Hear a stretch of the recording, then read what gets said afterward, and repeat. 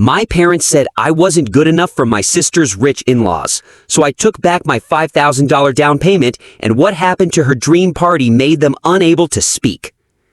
I am a 31-year-old man living in a small city in Nevada, about 4 hours from my hometown in California. I work as a trash collector for the city. It's a job with a group that helps workers, and it has good pay and health help, and I start early in the morning, so I am done by 2 in the afternoon on most days. Do people get very excited when I tell them I pick up trash for work? Surprisingly, they do not. But I get a regular paycheck, afternoons free, and not like what my family thinks, I am not sitting around being sad about my life choices. A new idea, I know. Most mornings, I wake up at 3:30 in the morning, at the workplace by 4:15, and we start driving by 4:30. There is something nice about the city when it is still dark and quiet, you know? Just me and my work team, the sound of the truck, and getting done while other people are still sleeping. My work area covers the north part of town, with both homes and some business areas. The business trash bins are where things get fun. Look, here is what no one in my family knows. For about 4 years now, I have been running a small business on the side that has become a real business. I find hard-to-find car parts, fix them up, and sell them for a lot of money. Some of these things I find on my work routes. You would not believe what people throw away when they clean their garages or when businesses close. Other parts I look for at sales where people bid on items, sales of things from people who have died, or empty buildings on the weekends. Like last month, I found a 1969 Camaro air cleaner part sitting on top of a pile of junk outside a car shop that was closing. It looked like trash, but I knew it was worth money. I took it home, spent a weekend cleaning it, made sure it was real, and sold it for $875 to a person who collects old cars in Texas. The week before that, I took a set of old Krager SS wheels from behind a storage unit. The owner said, just take them. After some fixing work, I sold them for $1,200. Really, the things people throw away. I made about $120,000 in extra money last year. More than $100,000 from trash. I got a paper to run a business, keep my money record straight, and pay my taxes, but I keep it to myself. I do not post about it on social media or tell family about it to show off. I have 2 storage rooms now where I keep my items and a small workplace where I fix things. I like to keep my business secret. My work friends just think I like old car things for fun. My family still thinks of me as just Remy the trash man. Celine, most of all. She has always been the successful one. She finished school at USC, got her marketing degree, and works for a fancy makeup company in LA. She has expensive clothes, the perfect Instagram pictures, everything. When we were young, she was the queen of the school dance, leader of the talking team, all that. I was the kid who liked taking apart car motors in the garage and getting my hands dirty. So about 2 months ago, my dad called me suddenly on a Tuesday night. I was fixing a Mustang car part, my hands covered in oil, when my phone rang. "Remy, how are you, son?" he said, sounding too happy, which made me think something was wrong. My dad is not usually happy unless he needs something. "I have good news. Your sister is getting married," he said, sounding like he won a lot of money. I was not surprised. Celine had been dating this man, Evan, for about 2 years. He works with money or banks or comes from a rich family. The kind of man my parents, who care about money and status, would like. "That's nice. Tell her happy for me," I said, waiting for what he would say next because my dad never calls just to talk. He always wants something. "Well," he said, "they are planning this party for getting married. Celine really wants this beautiful place in Malibu. You can see the ocean, small lights on the outside area, the kind of place that looks perfect on Instagram." I looked a little worried. "Wait, I thought Evan's family is rich. His dad works for the state, right? And they go on trips with important people or something?" He made a sound in his throat. "Well, yes, they have a lot of money, but you know how these things go. The woman's family usually helps pay for wedding parties. Celine asked us about it, and, well, I thought I would ask you." I felt bad in my stomach. Why would she not ask me herself? And if this man was so rich, why did they need money for the first payment? "The thing is," Dad said, his voice too calm now, "they just need a little more money for the first payment because things cost a lot now, and places want money first." "How much more?" I asked, already knowing what he would say. "About $5,000, he said. "I know it is a lot to ask, but your sister really wants this place. The day is perfect, the place is perfect, it would make her very happy, and we will pay for the rest of it." I sat there for a minute, thinking. $5,000 is a lot of money, but my business was doing very well. My small business was now a real business, and I had enough money. Really, I was happy to help. Celine always liked fancy parties. Even when we were kids, she would set up big tea parties with our toy animals and make everyone talk fancy. This was her dream party for getting married. If I could make it happen, why would I not? That is what family does. She was still my sister, and seeing her happy on her big day was worth more than $5,000. Yes, okay, Dad, I can do that, I said, ignoring the small voice in my head telling me to be careful. Send me the place information, and I will put the money in their bank. That is great, son. Thank you, he said, sounding truly happy. I will text you the information tonight. And he did. I sent the $5,000 from my business bank the next morning. I even wrote a note with the money. Happy about your marriage. I'm happy to celebrate with both of you. Celine never even texted thank you. Not one word saying she got it. I thought, okay, she is probably busy planning the party. She will thank me at the party. A few weeks passed and things felt strange. I would text Celine asking about the party, but she would always give unclear answers. So, when is the party? I would ask. Oh, still planning the details, she would write back. 3 days later, Dad said it's at the Cliff Place in Malibu. Looks nice on the computer. I read it at 8:43 at night. No answer. I tried again a week later. Hey, should I get a hotel room near the place or stay at Mom and Dad's? It is better to wait until we have the final day, she wrote back. This happened for almost a month. I asked what color clothes the family would wear so I would not look bad wearing the wrong thing. No answer. I asked if I should bring a friend. No answer. Even my mom started acting strange when I talked about it on our Sunday phone calls. Oh, your sister is doing all the planning, Mom would say. She would change the subject very fast. About 3 weeks later, I was looking on Instagram when I saw something. My cousin Jenna put up a picture of a nice invitation for Celine's engagement party with gold writing and a small ribbon. The place was set. The Cliff Place in Malibu. The day was set. Everything was ready. I looked in my mailbox 5 times that week. Nothing. Not even a text asking for my address to send one. By now, I was starting to feel very bad in my stomach. You know when you know someone is not being honest with you? But I wanted to think the best of her. Maybe the invitation got lost in the mail. Maybe she thought she already sent it. Maybe there was a mistake. So I texted her directly. Hey, did you send the invitations? I haven't gotten one. She answered 3 hours later. It's probably better if you don't come. That's all. That is all she wrote. No reason. Nothing. I looked at those words on my phone for 5 whole minutes, reading them again and again, thinking maybe I didn't understand. No, my sister, whose fancy party I paid $5,000 for, just told me not to come to the party. I'm not the kind of person to get very angry in texts. Some things need to be said in person, or at least on the phone. So I called her, staying calm even though I was getting very angry. I just wanted her to tell me to my face what was happening. She did not answer the first time or the second time. The third time, she finally answered. What, Remy? She said, sounding angry like I stopped her from doing something important. I could hear people talking and music in the back, probably at a nice lunch with her friends for the wedding. What do you mean I should not come? I'm your brother, I said. Listen, Remy, she said, talking very quietly. I do not want to be mean, but you have to understand, this is not just a small party outside. The Cliff Place is one of the most special places in Malibu. I asked more. She made a sad sound. And Evan's parents are important people. His dad works for the state and knows the big boss of the state. His mom runs 3 big charity groups. These people go on trips with senators and bosses of big companies. I waited, letting the quiet time get longer, letting her say more bad things. You come in your work shoes, smelling like truck gas, talking about your trash job and things you find in garbage bins, and suddenly I am the girl with the trash truck brother. Everyone will be wearing expensive clothes and talking about their summer houses. I cannot have you there. It would make everyone feel bad, including you. She stopped, then said, It is not about you.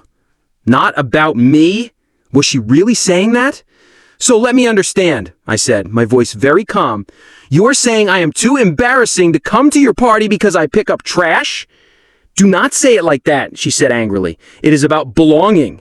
You wouldn't have fun anyway. Everyone will be in expensive clothes talking about their summer houses. You would feel like you don't fit in, right?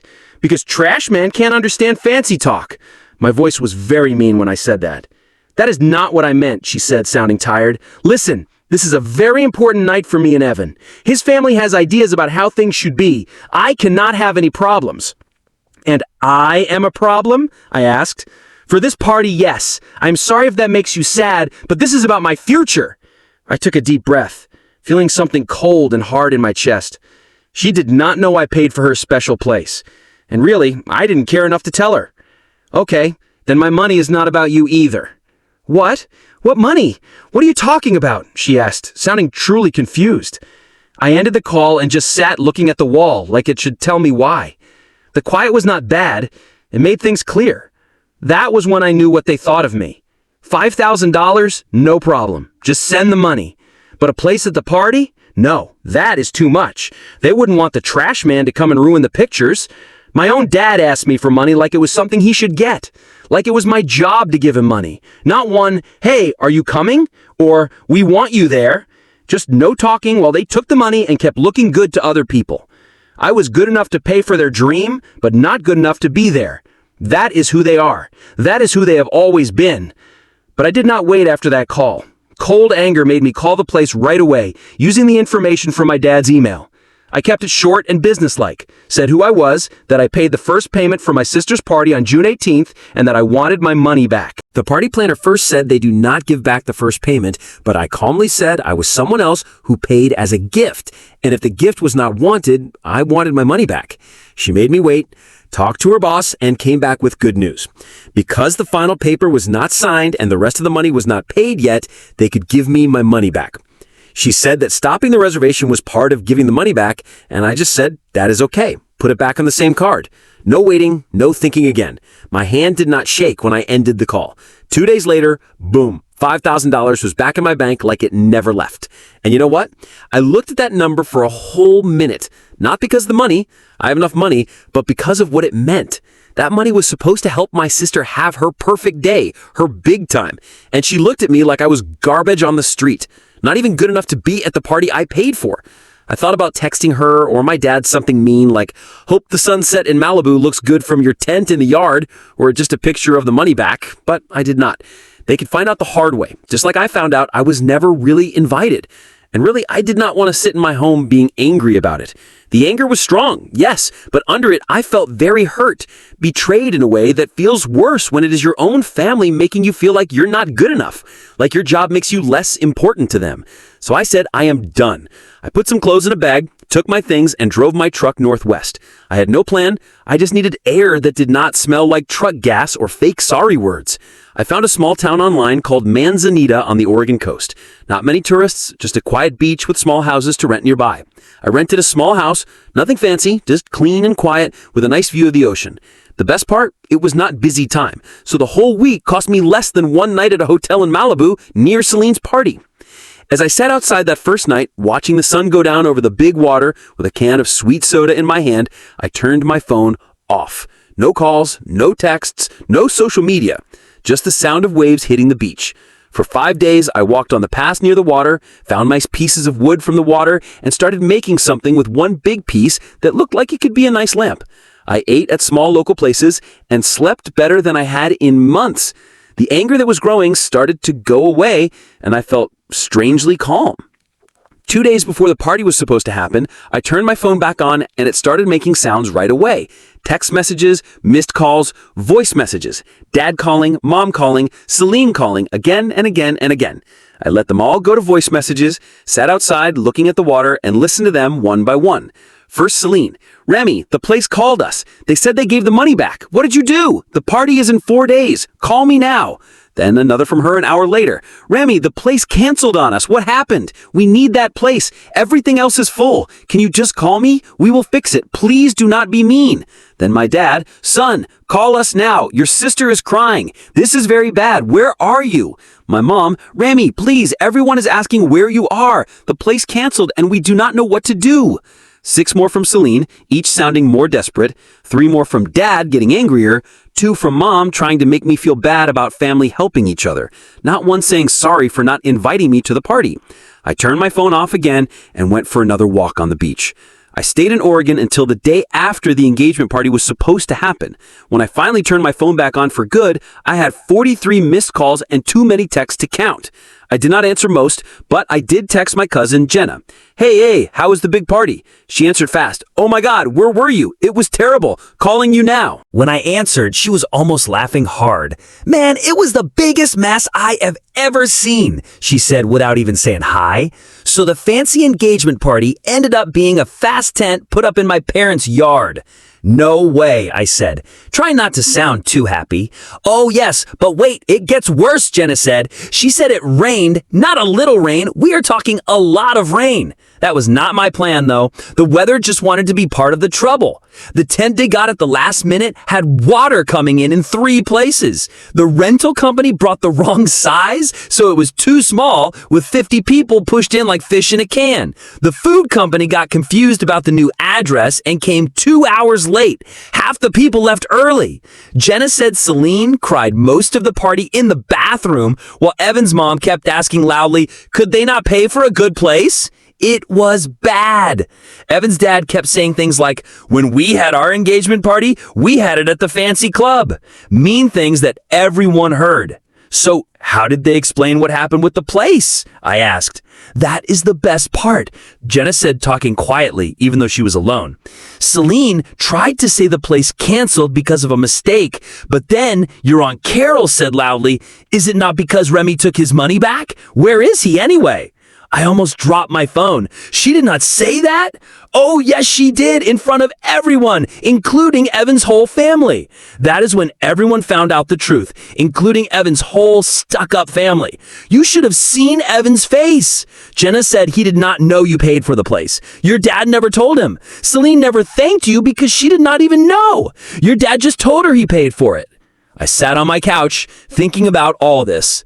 So Evan knows everything now? Oh yes, and listen to this. He was not happy with Celine. They had a loud, quiet fight in the corner, and then he just left. Did not say goodbye to anyone. Just got in his car and drove away. Left Celine standing there in her nice dress with black makeup running down her face. After I stopped talking to Jenna, I looked at my social media. I had a message on my business page, the one for my car parts fixing business. It was from Evan. Hey, I did not know you paid for the place. I just found out what happened at the party. I heard what Celine said to you about your job. Just wanted to say my dad was also a trash collector. He did it for 11 years before he went to law school. I respect what you do. And really, if I was you, I would have done the same thing. This does not make what happened okay, but I think you should know Celine's friends have been pushing her to have a perfect engagement. Still not right how she treated you. I am sorry, man. I did not answer, just took a picture of it and saved it. Not to get back at her, just to show I was not wrong. I was not less important. I just did not fit their fake perfect picture. After the trip, I went back to my normal life in Nevada. Pick up trash, finish work, go to my workplace, fix parts, do it again. Same work, same life. I did not tell anyone where I went. I did not have to tell them. About a week after I came back, my dad came to my home without telling me. He drove 4 hours from California to Nevada just to talk to me angry in person. That's how mad he was. It was about 6 o'clock at night. I just finished eating and was drawing plans for a special fixing job when someone banged hard on my door. I opened it and saw my dad standing there, face red, looking very angry. You embarrassed this whole family, he started yelling as soon as I opened the door. He was yelling in the hall of my building, where all my neighbors could hear. Your sister's future husband's family thinks we are a bad family now. I crossed my arms and stood by the door, not asking him in. Maybe you should have told me I was not good enough to come before asking me for $5,000. That is not what happened, he said, pushing past me into my home. Really? Because Celine told me I smell like trash and would embarrass her in front of Evan's important family. He walked around my living room looking at my home like he never saw it before. And maybe he did not. He had not visited in over 2 years. You do not understand the pressure she is under, he said, talking a little quieter but still very angry. Evan's family knows important people. This marriage could be very good for her future, for all our futures. So I'm what, just supposed to pay for her fancy life but stay hidden? That's some family, Dad. He really tried to say it was okay. She is marrying into an important family. You could have understood and helped anyway. That is what family does. I laughed. No, that is what people others walk on do. I am not a machine that gives money. $5,000? He made a mean sound. It is not like that is a lot of money. The way he said it made me stop. Like he thought I used all my savings for this. Like he thought it was a big thing for me to do, but I should have done it because family. You are right, I said calmly. It is not a lot of money, which is why it was very bad to take it and then not invite me. Your sister made a mistake, he said, even though it hurt him to say it. But you made it 100 times worse. Do you know what this looks like to Evan's family? I do not really care. Well, he should, because now they are asking if Evan should marry into our family at all. I lifted my shoulders. Sounds like a Celine problem. My dad looked at me like I had two heads. What happened to you? When did you get so much respect for yourself? I said, you left very angry, saying I ruined everything and should say sorry. I closed the door and went back to my drawings. The next day, my phone showed a call from Celine. No warning, no text, just her name on the screen like trouble coming. I thought about not answering, but part of me wanted to hear what reason she would make now. I answered. As soon as I said hi, she yelled, "You embarrassed me," she said angrily. I had to tell Evan's whole family why we were in a wet tent in the yard. His mom asked if we had money problems. Do you know how that made me look? I did not even move. Probably not as bad as telling your brother he is too trashy to come to the party he paid for. She was quiet for a second, then started again. You should have told me you paid for it. I made a mean sound. You should have invited me. I was going to, she lied, her voice getting louder. I was going to explain everything, but then you did that childish thing. Right, I said without feeling. That is why you texted me, "It is better if you do not come," and then stopped talking to me. Sounds very inviting. She started getting very upset. She said I ruined her special day, said Evan was questioning everything now, like that should make me feel bad. Then she said something that made me stop, because it sounded so sad. Even my friends for the wedding think I am the bad person now. I stayed calm. Even you did not want me there because I did not fit your perfect plan to be important. The thing is, the man you are marrying, he respects what I do more than you ever did. And now everyone sees who you really are. Her voice changed, sharp and mean. So what? You think I'm better than you now? I sat back in my chair, very calm. No, I just finally know I am not less important. And I ended the call. The next few weeks, no talking from my family, no calls from mom, no texts from dad, nothing from Celine. I just kept doing my normal things. Work, small business, walks on weekends. When the weather was good, I used some of that $5,000 back to buy a special tool I wanted for fixing things. Then, my cousin Jenna called again. She was my main source of family news now. She sounded very excited with news. The trouble from your sister's party disaster is still happening. What happened now? I asked, truly curious. 3 of her friends for the wedding quit, Jenna said happily, including the 2 who came to your home. They were very upset by the whole thing. One of them, Madison, told everyone Celine only cares about money and is mean. I had to laugh. No way! Oh, it gets worse. Evan's mom now wants to know both families better, which means dinners every week where Celine has to act nice about you, but you are not there. So it's very awkward talk where they all avoid the big problem. And how is my dad handling this? Uncle Phil is trying hard to fix things. He has been telling everyone you are having problems and that you are jealous of Celine's relationship with Evan. But no one believes him, especially since the truth about the place money came out. And my mom? Jenna's voice got a little softer. Aunt Sarah seems very upset about the whole thing. She is not taking sides in front of people, but I heard her tell my mom they need to fix Remy before he ruins Celine's chances with Evan's family forever. About a week after my dad's angry visit, someone knocked on my door again. This knock was softer, not sure. When I opened it, my mom was standing there with a weird smile. "Can I come in?" she asked, already walking in without waiting. I moved, watching her look at my home like she did not like it. Her eyes looked at the oily work clothes on a chair, the book of car parts on my table. "Remy," she said, sitting on my couch like she was scared it was dirty. "We need to talk about your future. Here it comes." "What about it?" I kept my voice normal, already knowing what she would say. "Do you not think it is time to find a different job? Something people respect more?" She said it nicely, like she was telling me to change my shirt, not my whole way to make money. This trash job was okay for a short time, but you are 31 now. I like my job, I said simply. She made a big, sad sound. But look at what happened with Celine's party. That kind of embarrassment will follow you forever if you keep this job. People judge, Remy. That is just how life is. I looked at her, not believing it. Are you really saying that me not being invited to Celine's party was my fault because of my job? I am saying that what you do has results, she said. If you had gotten a better job like we always wanted, this would not have happened. Better? I could feel myself getting angry. You mean like Celine, doing what you and Dad wanted? Your sister has done well, Mom said, like she was defending her. She knows important people, has a good future, and now found a good man from a good family. A family whose dad was once a trash man, I said. Did you know Evan's dad picked up trash for years? She moved her hand like it did not matter. But he got a better job. He made his life better. And I am what? Just always trash because of my job? Do not be too emotional, she said angrily. I am just saying it is time to be an adult. Find a job that does not embarrass the family when people ask what you do. I felt very angry in my chest. Years of held-in anger coming out. That is funny coming from you, Mom. Really funny. What does that mean? You want to talk about being an adult and doing well? Where was this worry when I needed help with money for school? When I got into that car engineering school and you said it cost too much and I had to do it myself? Her face turned red. That was different. Different how?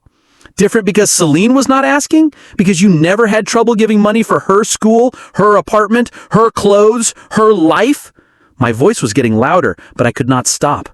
You paid for her whole USC school without thinking twice.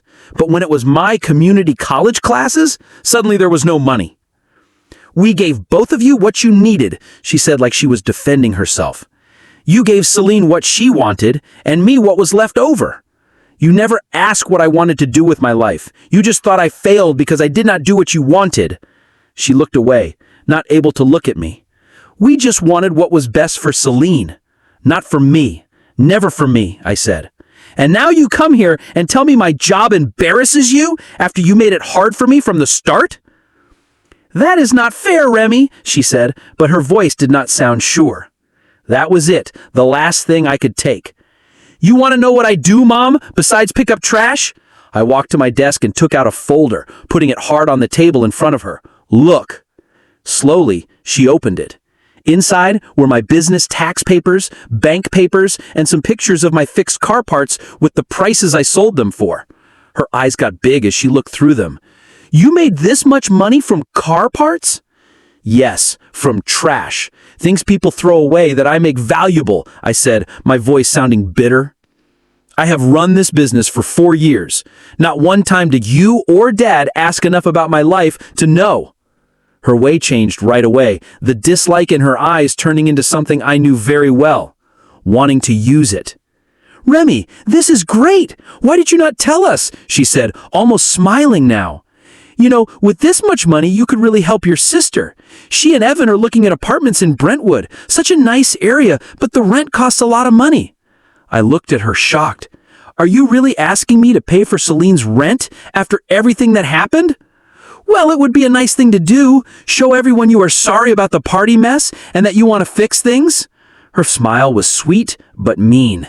It would mean a lot to her and to the whole family. I laughed, a sad, surprised laugh that made her smile stop. Get out. Her eyes got big. What did you say? Get out. I walked to the door and held it open.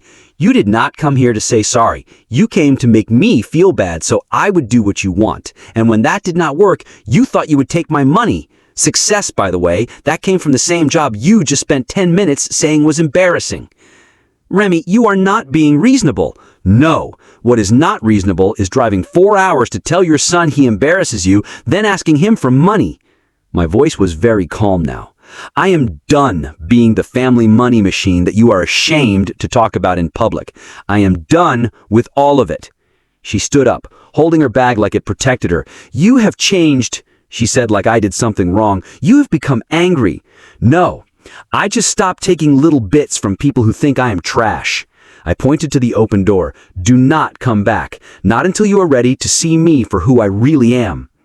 She left without saying more, her back straight with anger. As her car drove away, I felt lighter, like I finally threw away the trash that had been making my life smell bad for years. Life continued. I kept working my trash routes, kept selling car parts, and even got bigger. I got another storage room for my business and started thinking about renting a real workplace instead of using my home. Jenna told me about the family trouble. The engagement was almost over, she told me on one call. I did not really care then. I even thought about blocking Jenna, too.